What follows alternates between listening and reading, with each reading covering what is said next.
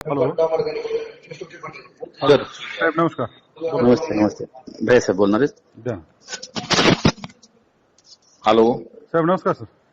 डोके साहेब, ते उमरत खालशीच्या विषयामध्ये तुम्ही ते ह्याला ते ग्राम रोजगार सेवकला कशामुळे नोटीस काढली? साहेब ते तक्रार आलेली त्याच्यात. कशाची तक्रार? त्याची तक्रार सही बी आली. काही नाही. हो, मग त्याची आपण जिने- सुनावणी घेतोय ना, त्याच्यात सुनावणी घेतोय आणि हे करतो पुढची प्रोसेस लिखित साहेब त्याच्यात. डोके, एक तर तुम्ही ना माझ्या मतदारसंघाचा चार्ज मला न विचारता घेतलाय बरं. नाही साहेब, त्यात तक्रार आली. तुम्हाला नाही चौकशी तर तुमच्या करावं लागलं. नाही तुम्ही एक तर चार्ज मला न विचारता घेतलाय बरं का. तुम्हाला असं वाटतंय ना 6 महिन्यात सरकार आली, तू महाराष्ट्रात कुठं बी असला ना तुला सोडणार नाही बरं का. मी तुला सांगतो, तू हे माझ्या मतदारसंघात तमाशे करू नको बरं का. तुला सांगतो, नाही साहेब, आलेलं चौकशी करतो ना, प्रोसेस तर करून घेतो ना. तुझे नाटक मीच बघीन बरं का. मी कुठं जरी गेला तरी तू महाराष्ट्राच्या बाहेर तर जाणार नाही तू. हा,